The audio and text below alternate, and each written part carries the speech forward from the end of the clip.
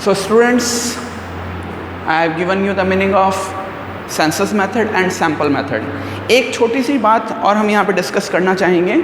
जैसे देखिएगा, जब हम सैम्पलिंग मेथड कर रहे हैं तो सैम्पलिंग मेथड में सपोज हमारे पास 40 स्टूडेंट्स का पॉपुलेशन है। हम एक क्लास 11th को स्टडी कर रहे हैं जिस विच इज़ हैविंग 40 स्टूडेंट्स। ये 40 स्टूडेंट्स पॉपुलेशन बनेगा, बट हमने उसमें से केवल 10 स्टूडेंट्स का सैम्पल सेलेक्ट करके अपनी स्टडी कंडक्ट की, एनालिसिस किया और रिजल्ट दे दिया। तो देखिएगा, पॉपुलेशन 40 है, सैम्पल केवल 10 स्टूडेंट्स का बना।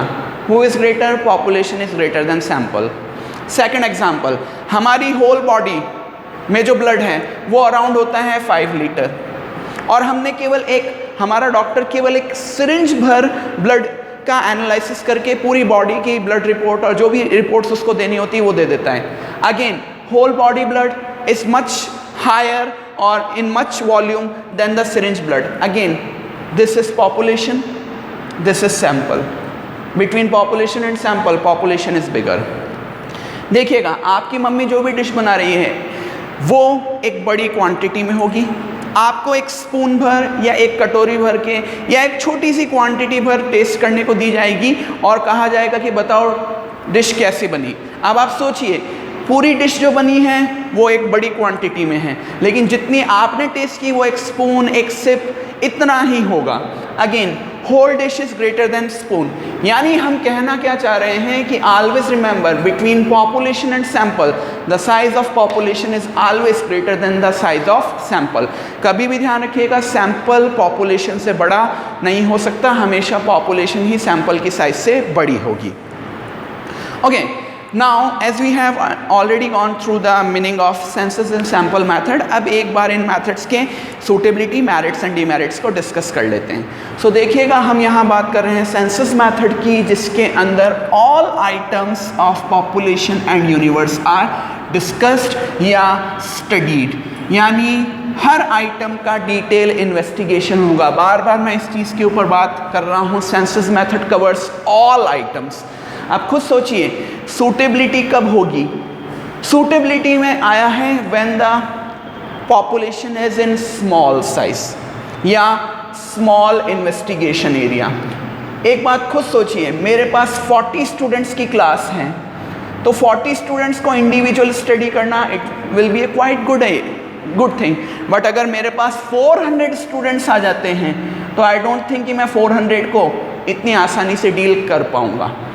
मुझे मान लीजिए एक सेक्शन के 30 स्टूडेंट्स से बात करनी है, 30 स्टूडेंट्स के मार्क्स का एनालिसिस करना है, तो 30 स्टूडेंट्स से इंडिविजुअल बात करना will be a quite good idea.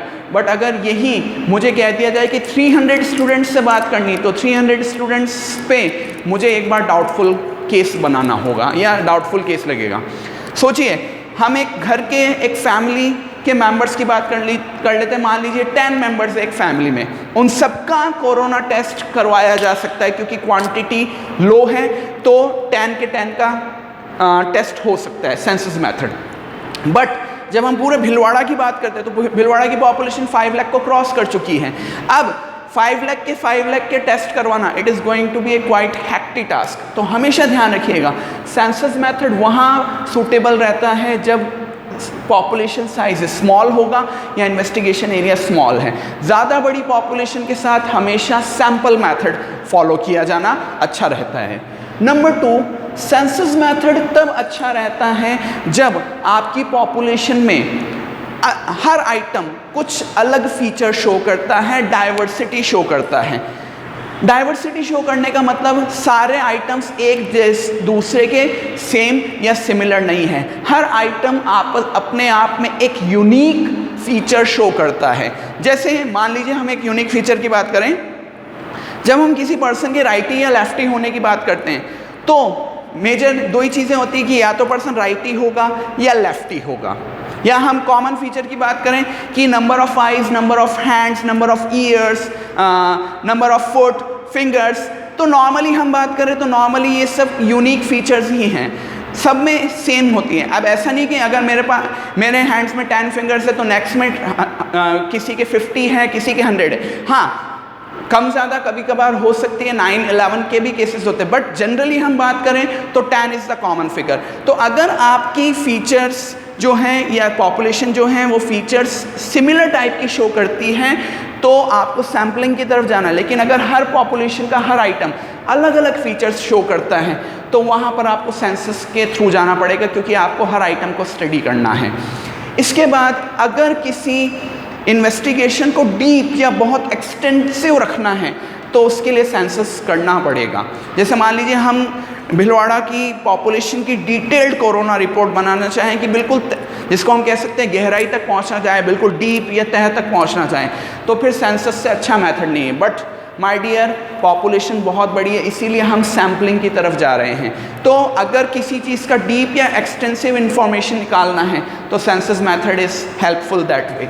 और अगर आपको अपनी रिपोर्ट्स या अपनी इन्वेस्टिगेशन का जो आउटपुट है, रिजल्ट है, वो बिल्कुल हाईली एक्यूरेट चाहिए तो सेंसस मेथड रहेगा। बिकॉज इस सब में एक ही बात है कि आपके हर आइटम की स्टडी हो रही है। All items, every item is getting selected and studied, that's why ये सूटेबिलिटी के क्लॉज रहते हैं।